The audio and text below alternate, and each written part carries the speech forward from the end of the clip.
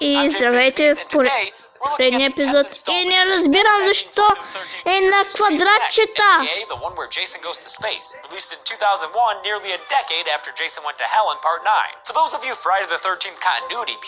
Оправи се.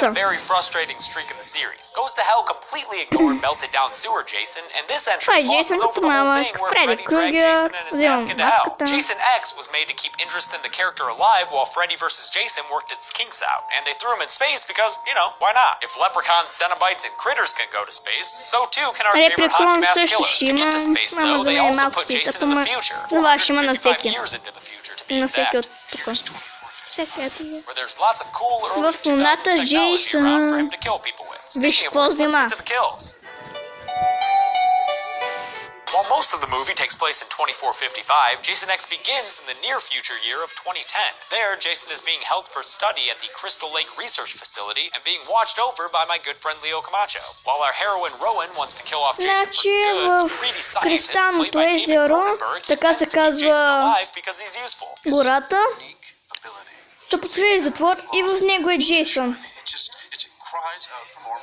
It's to no one's surprise when he goes to check on Jason Но той се освобождава и после чува Private Johnson. И после чува горе отива за космоса. Аз пък горе на черешата ще да кажа. Follows is an action sequence in which Jason kills like 4 guys, I think. Let's see. He whacks one dude in the head. Sure, that looks like a kill. Those helmets don't look all that big. And Jason is a thrice over zombie by now. The next guy grabs by the neck and I think he uses him as a body shield. Пазач номер 2. Number 2 was choked and shot to death. Third grunt gets a chain wrapped around his neck, and while I think someone can survive that, if the humongoloid cook and Jason Takes Manhattan counts as a death, then I'll count this guy as dead too. And then the fourth guy there gets smacked in the face. Seems like no one else is in the room, so I'm assuming that this guy was the same dude that Jason threw the second soldier into.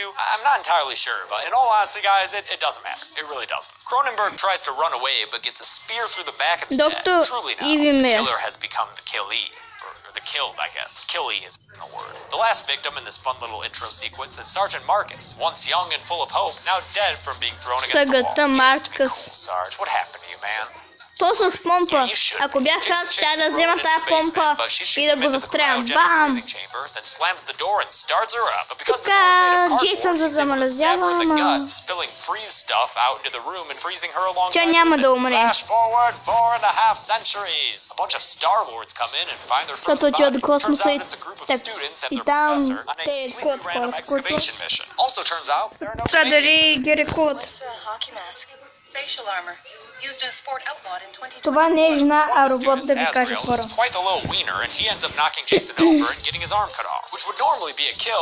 Сега той пак ще има ръка. Drugs. The science team takes both bodies with them, leaving the desolate wasteland Wow. has become and getting back aboard their stupid-looking shuttle, which takes them up to their spaceship named Grendel in, what is that, a Beowulf reference? What are you doing, Jason X? Up there we meet a whole plethora of people for Jason to kill, and nearly all of them have really fucking stupid names. In addition to the Professor and Azrael, there's Sunarin, who seems like the nerd of nerds, mostly because he built a pretty android lady, KM, who he most definitely wants to bang. It isn't like that. Yeah, okay. There's also Sergeant Brodsky, leader of the military force on board, and probably the most badass character in the entire franchise. There's Adrian, the professor's star intern, and the 2 horny kids she's stuck supervising, Stony and... There's also Waylander, a student who's always... Защо трябва в следващите филми да има флирт? Oh, somebody get those clothes off her. Пак са бъгна. A student who's always down to be snarky. How does he function with a brain that small? Way manages. And a bunch of other people who Jason... So who really cares? Before he can, though, we've got to do a lot of plot stuff. And honestly, guys, for once, I didn't mind it. I'm not gonna say this is a great movie, but I may have had the most fun watching it. The actors buy into the self-aware, scream-like camp of the film, and there are some solid, funny bits. So what she look like? Skip and single.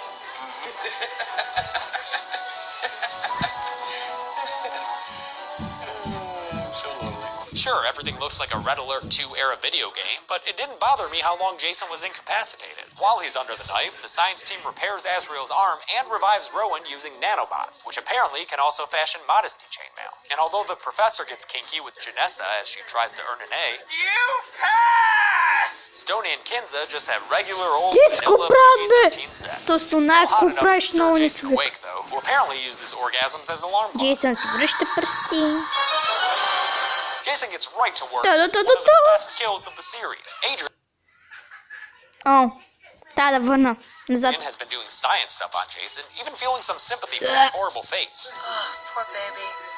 No wonder you wore this thing. But that doesn't stop Jason from revealing a very tasteful amount of underboob before grabbing her head and dunking it into a tank of liquid nitrogen. Адриан, Then he аз takes it той and го забравих smashes it как against the беше. counter, causing it to shatter all over the place. Why was an open tank of liquid nitrogen there? Who cares? That kill was awesome. After grabbing the most machete-looking tool at his disposal, he goes off in search of the horny teens who woke him up. Rowan and the others find Adrian's body and alert the ship, but when Stoney goes to open the door, he gets a machete in the gut, spraying blood all over Kinza. Then Jason drags him away around the corner for whatever reason. Съжалявам, Стони, че той казах, просто така се казва. Even though the professor wants to keep Jason alive for financial gain, Brodsky knows the best plan of action is to blow Jason all to hell. Before Brodsky and his grunts get locked and loaded, though, Jason interrupts a virtual game by slashing a CG monster's arm off. That doesn't count as a kill, though. Azrael and his buddy Dallas, a guy who's played by Той the каза, writer че of the това не е scope, are a убийство. little confused when Jason kills them both virtually, which again is not going on the list because, as Azrael points out, That does not count as a kill. but it does count when they turn off the game and Jason kills them both for realsies. First, he swings Azrael around and puts his Azrael. hand over his knee, which is one of the most Monday Night Raw moves Jason has ever done. Not sure how that's more fatal than a severed arm, but whatever. Then he grabs Dallas's head and bashes it against the wall until it Dallas. slides down with a funny squeak.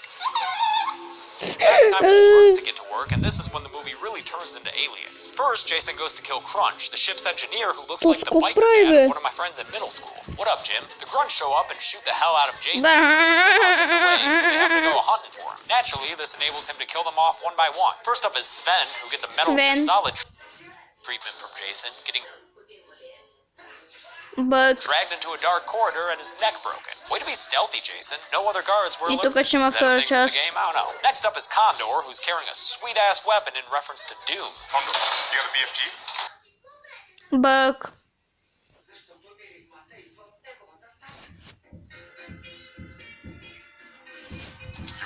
He dodges Jason's machete swing and actually puts up a halfway decent fight. Condor. So Jason rewards him with one of the most memorable kills in the movie, throwing him onto a random giant floor screw. Why is that there? Which he then slides down in a hilarious fashion. His death is topped off with a groan-worthy pause. Винаги. What's his condition?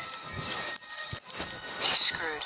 The next soldier to die, Gecko, backs into Jason and gets her throat slit. She stumbles out of the dark corners and passes out in front of another soldier, Kicker. Is this really what the writer thought future names would be like? Although I guess to be fair, there are a bunch of Khaleesi's running around nowadays. Kicker manages to shoot up Jason and subdue him with a hook long enough to get cocky over the radio. But Jason works himself free and slices him in half off, Kicker. which is just fine because we get to see him crawl away, or at least his upper half crawl away. I guess Kicker won't be doing any kicking no more, right? See, I can do this too. Where's my $1 million script option? Sergeant Brodsky finds the final grunt, Briggs, swinging from some weird ceiling spike chandelier thing. Honestly, that looks kind of relaxing if it wasn't for the whole impalement thing. Like, rich psychopaths probably use that thing. Jason punches through a wall to grab Brodsky and stab him, but like he says, It's gonna take more than a poke in the ribs to put down this old dog. Jason obliges. Yeah, that ought to do it.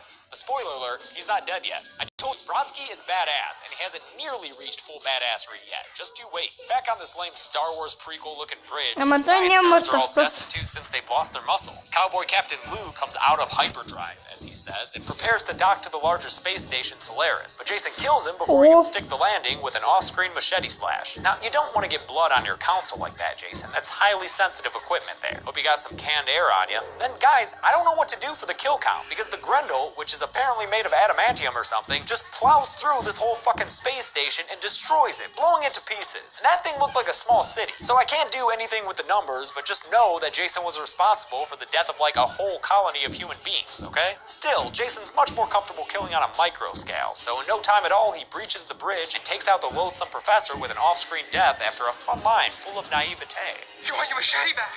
Shit, it's yours. Take it. Guys, it's okay. He just wanted his machete back.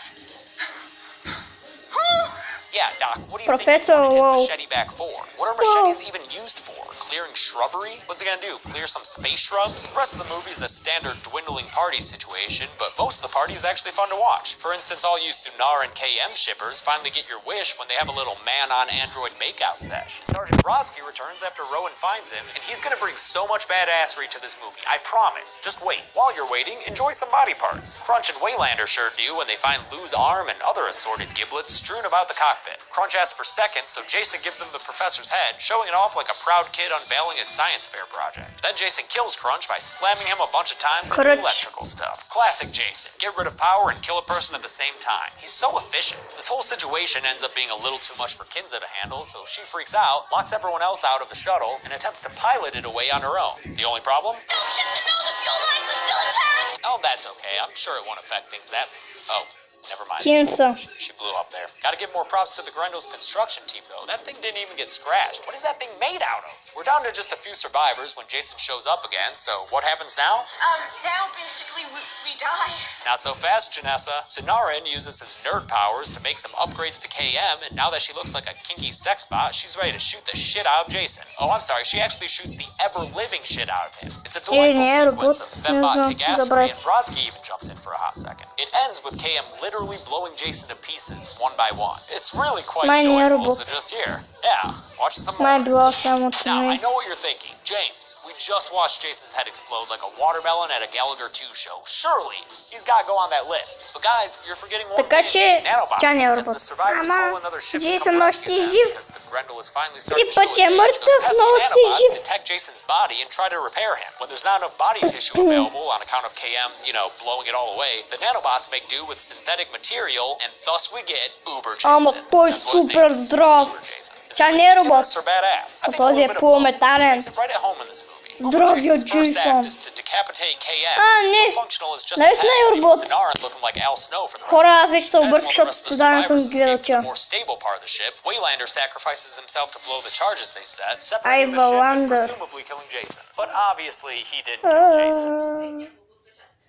Ах, чао.